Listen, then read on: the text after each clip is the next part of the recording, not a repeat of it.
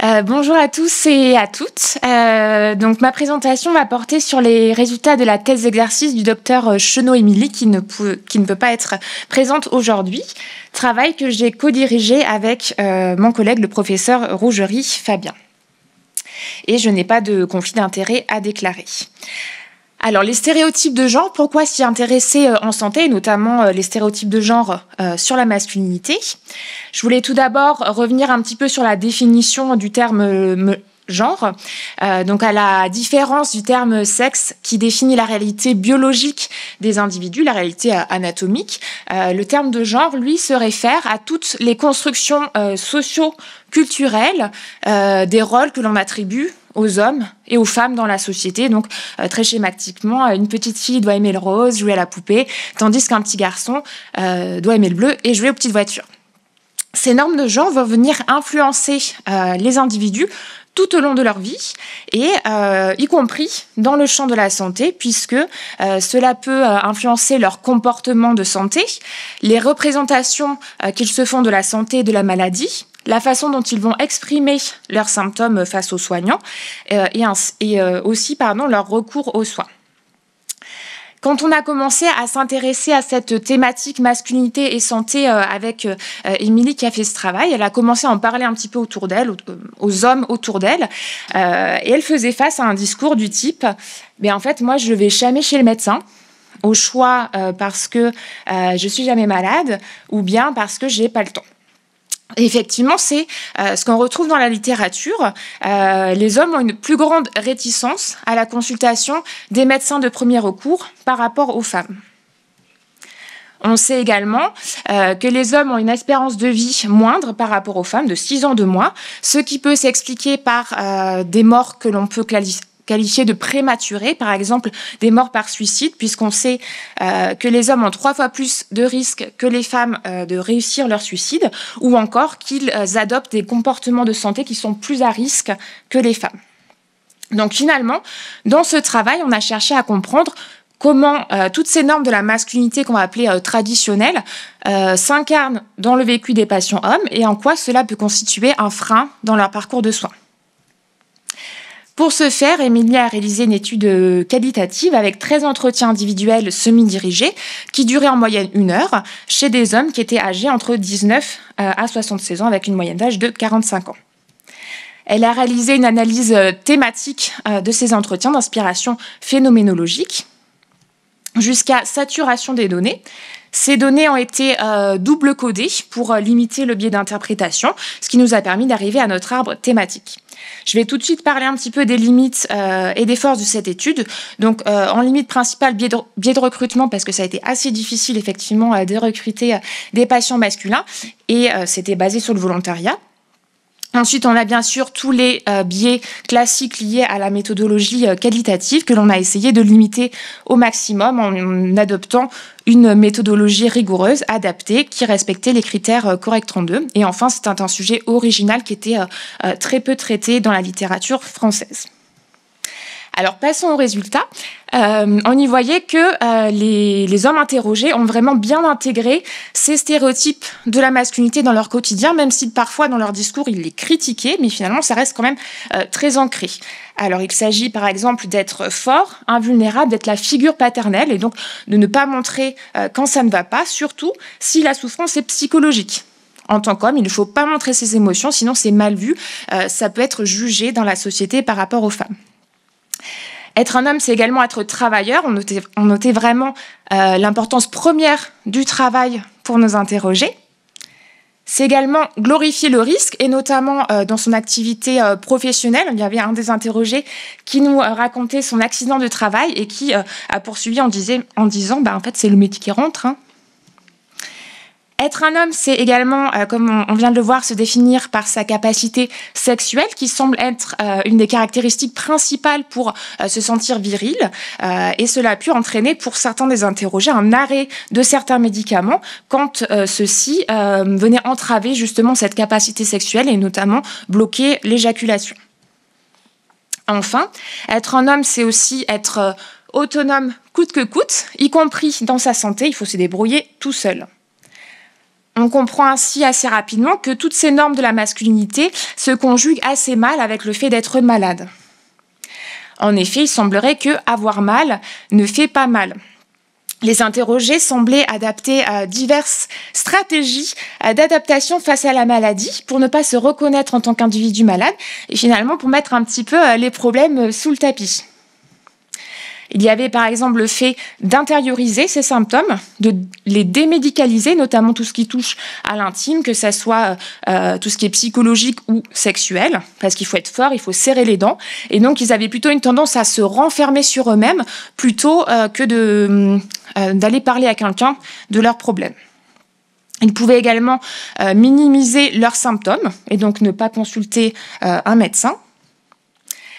Certains semblaient même se désolidariser complètement de leur corps, comme si leur corps était une entité à part entière, autonome, qui pourrait elle-même trouver une solution face à la maladie.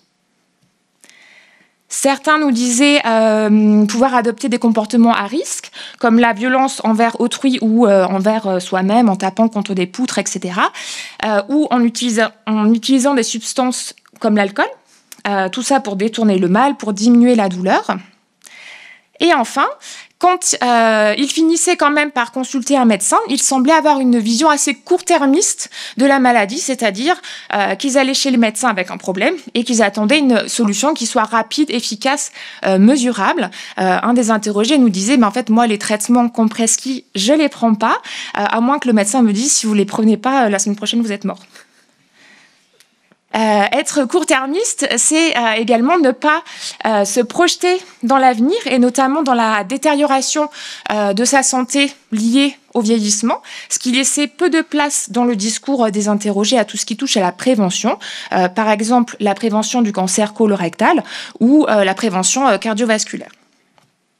Alors, quelles conséquences pour ces hommes ? Eh bien, la santé ne semble pas être leur priorité. Au contraire, c'est le travail qui prime, comme on l'a dit tout à l'heure. Et finalement, on a l'impression qu'ils se représentent leur corps essentiellement comme un outil de travail. Et c'est finalement que lorsque cet outil n'est plus fonctionnel, ne leur permet plus de travailler, qu'une consultation médicale va s'imposer. Dans les autres cas, ils peuvent se sentir illégitimes de recourir aux soins en pensant qu'ils n'ont pas une vraie raison valable. Certains nous ont évoqué un manque d'éducation en santé, en nous disant se sentir peu responsabilisés depuis leur plus jeune âge à tout ce qui touche à la santé, au bien-être, etc. Au contraire des personnes féminines de leur entourage. Et du coup, on notait une tendance un petit peu à déléguer, à confier le soin de soi-même en tant qu'homme à autrui et à qui ? Eh bien, aux femmes de son entourage, l'épouse, la mère, etc., qui les poussent à consulter en leur disant là vraiment il faut que tu consultes, il y a quelque chose qui ne va pas, voire même vont jusqu'à prendre les rendez-vous à leur place. Alors, je voudrais nuancer un petit peu ces propos, puisque dans le discours de certains interrogés, on a pu mettre en évidence des événements de vie qui leur ont permis de reconfigurer un petit peu leur identité masculine pour la faire mieux cohabiter avec le fait d'être malade. Il s'agissait par exemple de la maladie chronique, ou encore, pour un des interrogés, le fait d'avoir la garde exclusive de ses enfants suite à la séparation avec la maman. Et du coup, il a dû investir le prendre soin, le care. Il devait amener ses enfants chez le médecin, chez les psychologues, etc. Et ça lui a permis une porte d'entrée pour lui-même investir sa santé et accéder au système de santé. Je vais finir avec notre propre rôle en tant que soignant et soignante dans la perpétuation de ces stéréotypes de genre, notamment sur la masculinité.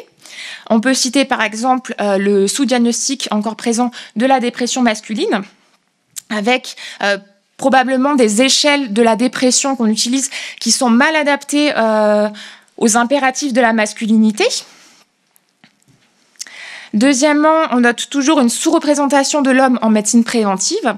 Un des interrogés nous disait, pour les femmes, il y a plein d'affiches partout. Vous avez le cancer du sein, le papillomavirus, etc. Il y a plein de petites choses. Moi, en tant qu'homme, j'ai jamais vu d'affiches sur la santé masculine. Et enfin, en tant que professionnel de santé, on peut avoir une tendance inconsciente, bien sûr, à déléguer le soin des hommes à autrui. Par exemple, un des interrogés nous disait avoir consulté son médecin dans le cadre de son diabète. Et le médecin, pendant la consultation, s'est tourné vers son épouse. Il était venu accompagner. Le médecin s'est tourné vers son épouse et lui a dit, écoutez, madame, monsieur a du diabète. Du coup, il faut qu'il change son alimentation. Donc, il va falloir changer votre façon de cuisiner. Voilà, pour conclure, on observe donc une boucle de freins qui rendent difficile l'accès aux soins des hommes, boucle qu'on pourrait essayer de casser à différents endroits. Premièrement, en sensibilisant les soignants et les soignantes aux stéréotypes de genre et aux besoins spécifiques de nos patients masculins. En favorisant la recherche sur des stratégies de santé publique qui seraient mieux adaptées aux hommes. Et enfin, en tant que professionnel de santé, on peut apprendre à mieux reconnaître les temps propices d'une vie chez nos patients masculins qui pourraient leur permettre de reconfigurer leur identité masculine et de la faire mieux cohabiter avec la maladie. Voilà, je vous remercie.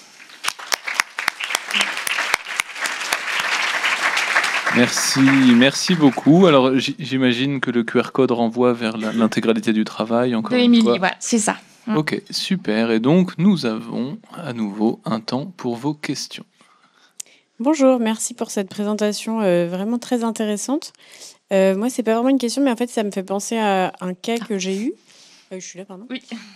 Une patiente qui avait accouché quelques mois avant, qui avait des symptômes de dépression du postpartum, et qui décrivait un conjoint très peu engagé dans le fait de s'occuper de son enfant et même presque fuyant, en fait. Enfin, il voulait genre pas le porter et tout ça.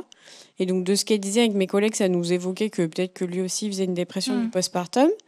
Et en fait, c'est terrible parce que elle consultait... elle avait du mal à venir consulter déjà pour elle. Mais en fait, lui, il ne venait pas. Alors, il n'était pas suivi chez nous, mais en fait, il voyait jamais de médecin. Et en fait, c'était horrible parce qu'elle nous décrivait son truc. On était là, dites-lui de venir nous voir et tout.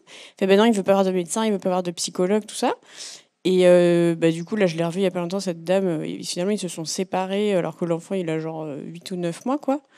Et en fait, je me suis dit, mais c'est horrible parce que c'est vraiment un exemple de un homme qui veut pas se soigner et du coup, qui est dans une détresse horrible. Ça met sa compagne dans une grande détresse aussi. Enfin... C'était vraiment un espèce de cercle vicieux et je ne sais pas du tout comment faire pour amener quelqu'un qui veut autant pas se soigner et qui en plus est malade à venir nous voir, quoi.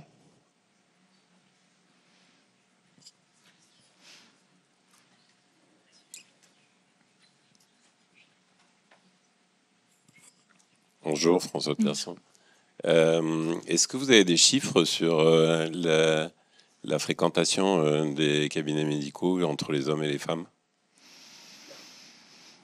Non, moi je n'ai pas de chiffres. Peut-être dans la biblio d'Émilie, si elle avait été là, elle aurait pu vous sortir ces chiffres.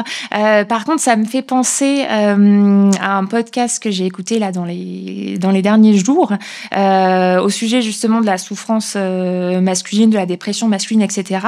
Où il y avait un psychiatre qui témoignait. Donc on n'est pas en cabinet de médecine générale, mais qui témoignait dans son cabinet libéral, il avait effectivement une fréquentation 70% de femmes, 30% d'hommes. Et il a eu aussi une activité au sein de l'université, dans les centres de soins gratuits, anonymes pour les étudiants.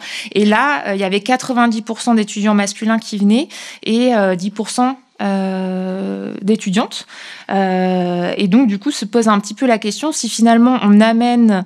on va vers les hommes, et en allant par exemple là dans le campus universitaire, ça peut permettre, c'était pour répondre aussi au témoignage d'avant, ça peut permettre peut-être de favoriser un accès aux soins des hommes, en fait, d'aller vers eux et non pas d'attendre qu'ils viennent, puisque c'est quelque chose à laquelle ils sont pas sensibilisés, comparé aux femmes qui, dès leur plus jeune âge, avec le suivi gynécologique, etc., et toute cette croyance à partir du moment où on a ses règles, il faut consulter chaque année un gynécologue, etc. Donc, il y a déjà les femmes sont sensibilisées à la prévention, etc., et les hommes moins. Par contre, pour les chiffres, oui, en médecine générale, ça, je ne pourrais pas vous répondre, malheureusement.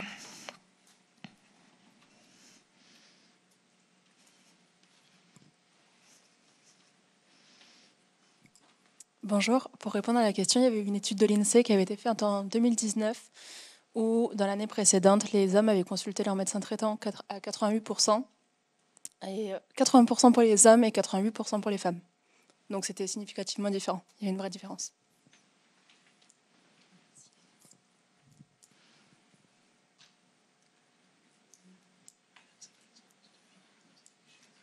Autre question?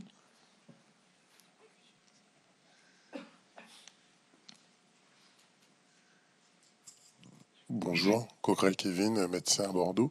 Je voulais savoir quelle échelle on pourrait utiliser pour diagnostiquer la dépression chez les hommes. Vous aviez tendance à dire que l'échelle Hamilton n'était pas intéressant. Quelle échelle que je pourrais utiliser? Voilà. Oui, merci pour la question. Pour l'instant, en France, on n'a pas d'autre échelle. Il y a eu une étude qui a été faite en Suisse pour justement une échelle qui est mieux adaptée aux symptômes spécifiquement masculins, parce qu'on sait que effectivement les hommes vont présenter, leur dépression va se manifester plutôt par de l'irritabilité, par exemple, des comportements violents, des addictions, etc., qui n'apparaissent pas dans la grille Hamilton ou les autres grilles qu'on utilise en France. Voilà, il y a eu une étude en Suisse qui, je pourrais plus vous dire, c'est assez récent là, le nom de cette échelle, mais elle n'est pas encore testée en France, donc ça peut être un projet, un futur projet de recherche, effectivement, pour avoir une grille qui serait plus adaptée, parce que voilà, on dépiste vraiment très mal la dépression chez nos patients masculins.